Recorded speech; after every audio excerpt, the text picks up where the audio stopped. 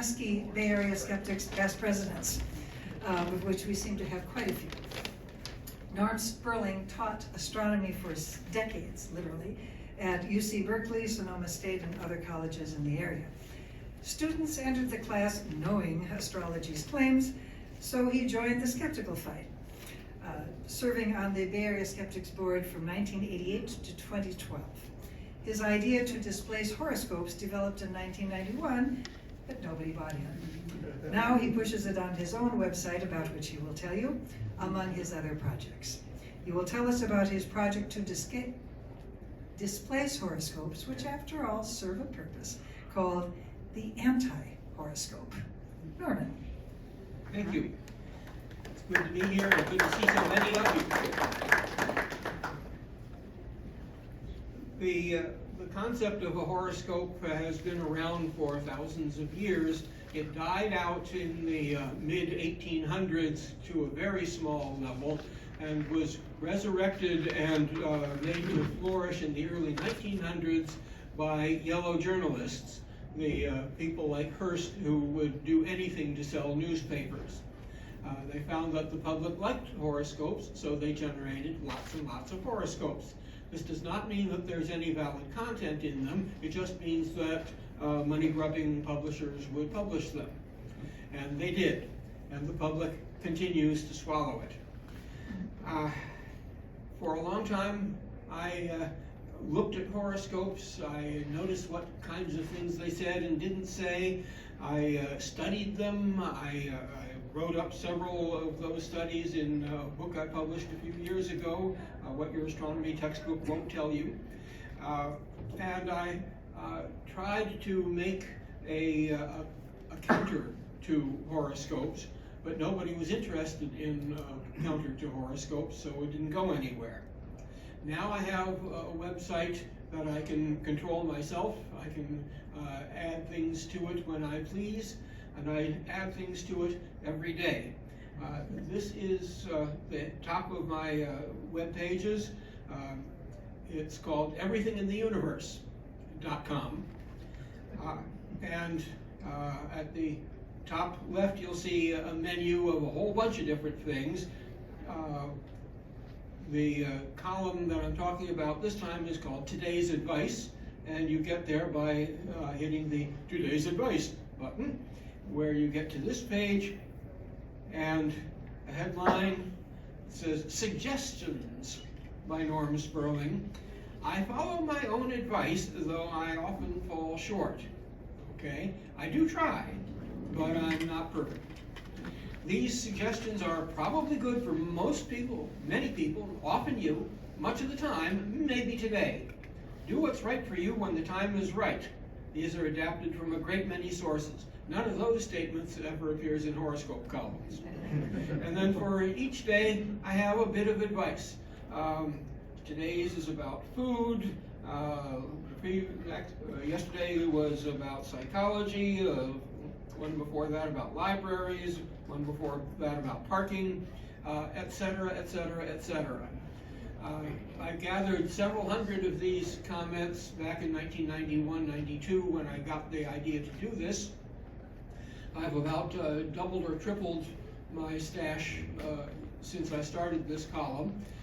This has been posted every day since the fall equinox of 23. So it's been up for about a year and a half now. One more suggestion every day. These are entirely non-horoscopic.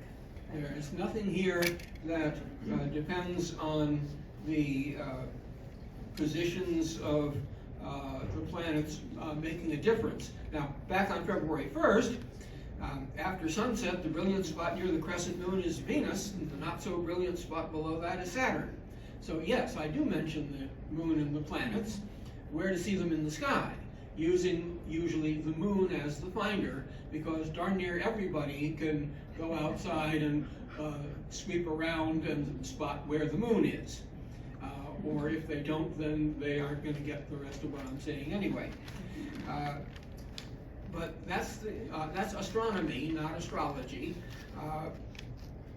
I've got a lot of these. I've got probably well over 1,000 stashed, ready to come every time.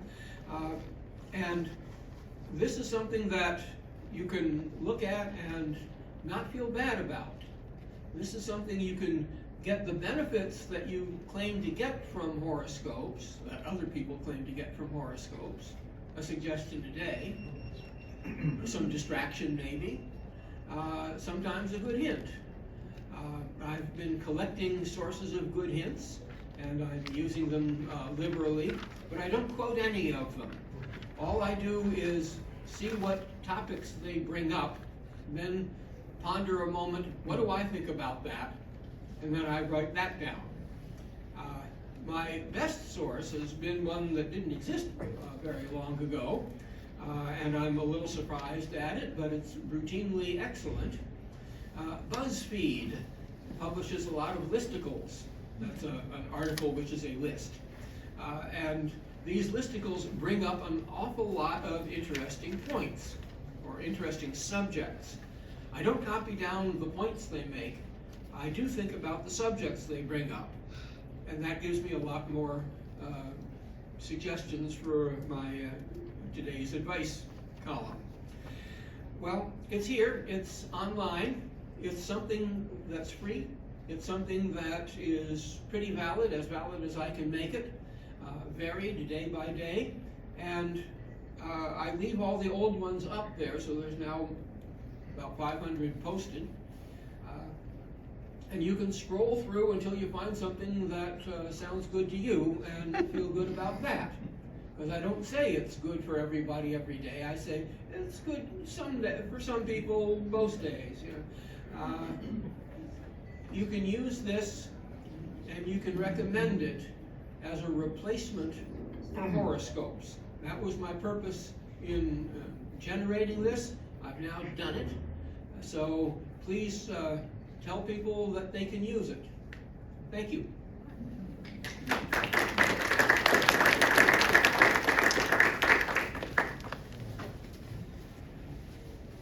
I'm thinking that this might be a good opportunity to reflect a little bit about horoscopes themselves as well as on the anti-horoscope. So I'm sure Norman would also welcome questions about horoscopes in general as well as about his specific project. Am I correct? Sure. All right. Bob Steiner was our predecessor. Does anybody here still remember Bob Steiner? Some old timers around here? Yeah, well, you wouldn't, sure. You remember Bob had this great point that he would make about astrology, which he accused of being extraordinarily what's the word I'm looking for? What, pardon? Bigoted. Bigoted, yes. Tell us why you thought it was bigoted. If the people born at a certain sign with planets in a certain position share a characteristic, you are assuming that that characteristic is correct for people born under those conditions. Those people are, however, very different, as you and I know, and therefore you're assuming characteristics of people that are false. That's bigotry. You're assuming those because they have something in common, which is irrelevant to what kind of people they are. That's bigotry. That was Bob Steiner, the first chair of the Bay Area Skeptics. I was the fourth.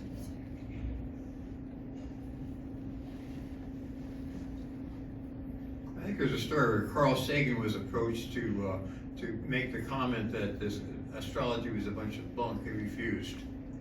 He says it's not scientific to say that. Think about it.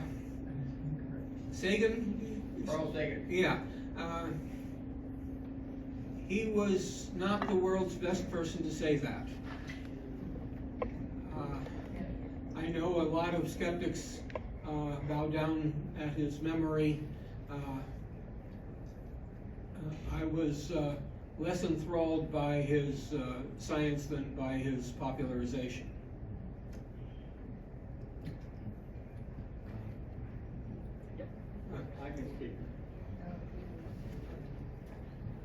Hi, Norm. I missed the first part. I apologize. I was looking forward to it, but I'd like to know what your project is, if you're allowed to tell us. That's what this is. Today's advice. Well, when we were speaking today, you had multiple, you were juggling multiple projects. I thought this was That's one. all, everything else, all those other buttons you can push at the top left of my website. There are many, many, many of them. How about JIR? Tell us about that. Okay. JIR is the Journal of Irreproducible Results, the science humor magazine. Quite a great deal of the humor deals with skeptical topics, evolution, and a very wide variety of other things. These articles can be dredged out of old issues of JIR and used in classroom situations or clubs or whatever. I aspire to collect them into anthologies that can be put into book form or website form or ebook form. Like a great many magazines, we have run into very bad times. This is a very bad time for the economics of publishing magazines. Lots and lots of magazines have collapsed. I've suspended publication of JIR. I hope to bring it back online, but I've been hoping to do that for a couple of years now, and I haven't succeeded yet. So I can get good contents. I have 2 or 3 issues worth of contents sitting on my computer at home, and I can get a lot more. I can restart people sending stuff, but I need an economically viable way to publish online, a way that people will send me enough money to sustain the magazine. Some magazines are online, but I haven't heard of any great economic successes. I can't fund it myself.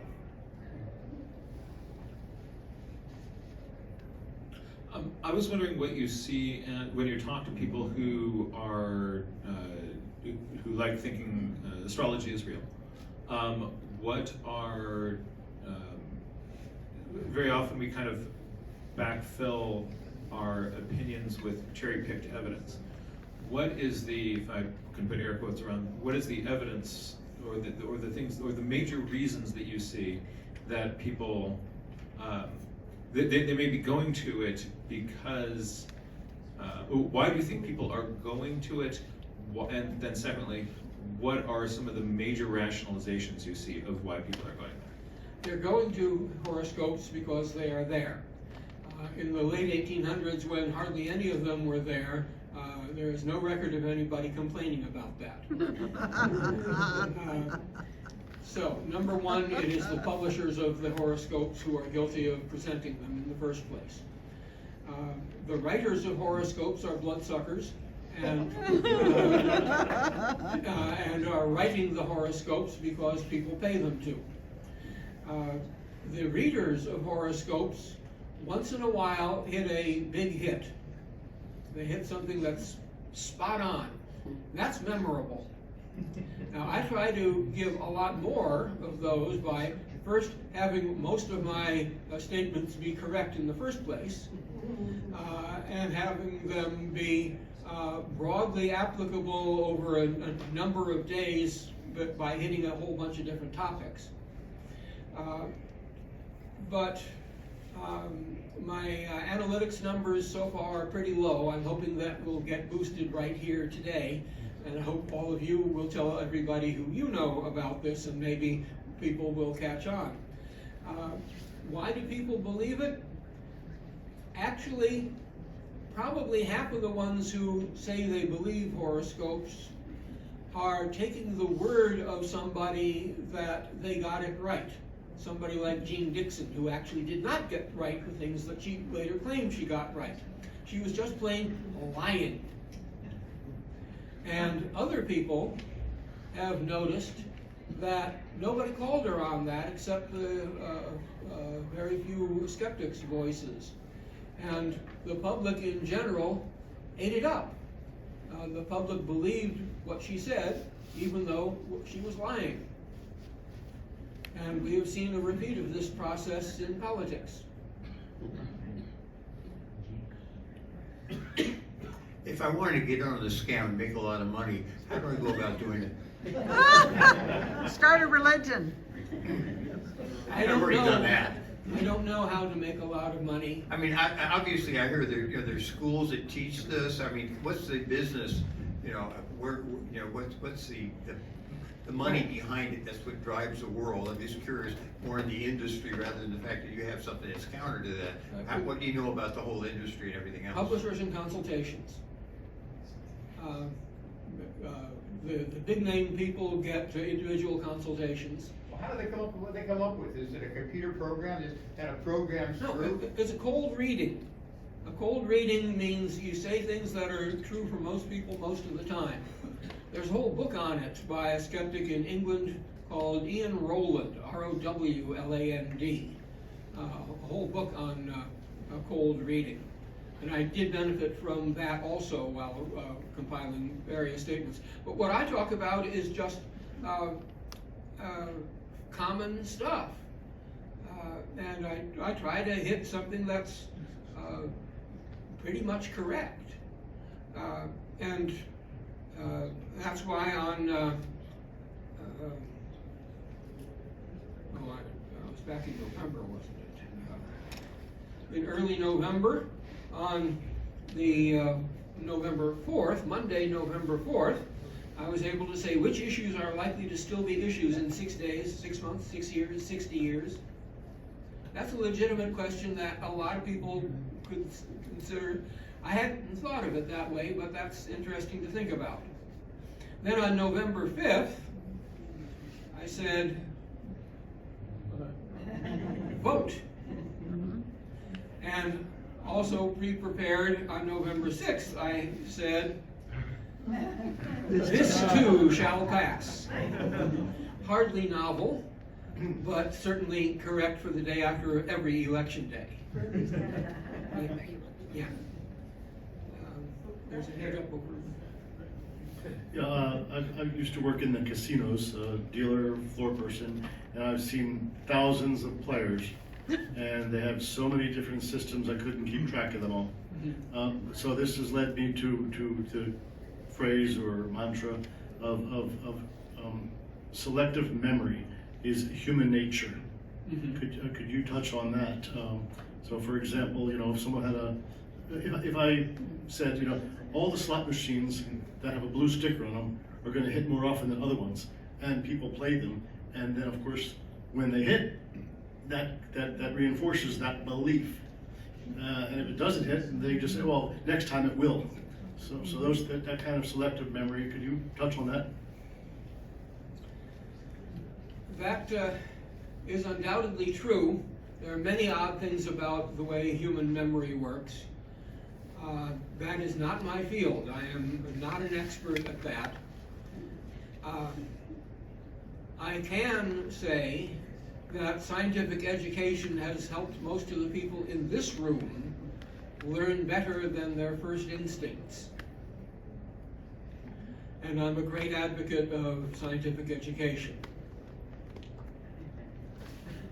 We have a question back here. With some other forms of misinformation, people will sometimes ask, what's the harm? Do you see any harm in astrology? I see several harms. First of all, they're often wrong.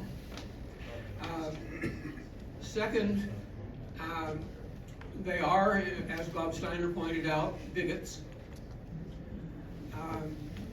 Third, it foists a concept of how things work, which is entirely false. It is the astrological concept that the positions of dots in the sky influence humans, especially kings. And back thousands of years ago, when nobody knew what any of those dots in the sky actually physically was, that was almost, that was fair game to wonder about that. In 1609, Kepler figured out how planets move. Since then, planets have been a misnomer. because the word planet means wanderer. And since 1609, when Kepler figured out the first two of Kepler's laws of how planets move, no planet has wandered. The planets go exactly where the astronomers say they're going. But nobody in the reading public who reads a horoscope knows where the constellation of Scorpius is, or knows where the sign of Scorpio is, which is about one sign shifted over to the side, and they can't identify Jupiter or Venus or Arcturus or stars that aren't planets. They don't know any of that stuff. So they are totally gullible. They are willing to accept what they are told, and what they are told is baloney. All right, we have a question back here.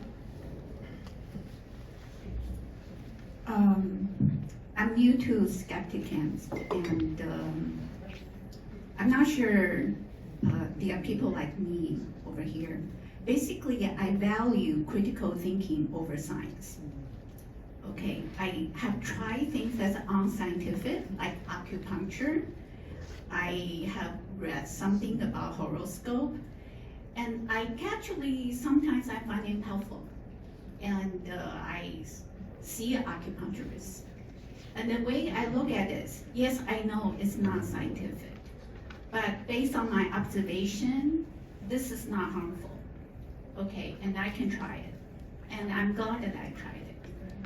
I tell you my own personal experience. My back was injured more than 10 years ago. I went to see many physical therapists, and nobody can help me. And last year, I went to YouTube, or maybe TikTok, and there's a short video saying, oh, if you have a back, upper back problem, this is what you do. And I look at it and I say, well, I don't know who this person is, but the exercise doesn't sound very harmful. And that's the one who actually made a difference. Okay, so I guess that's what I meant. Critical thinking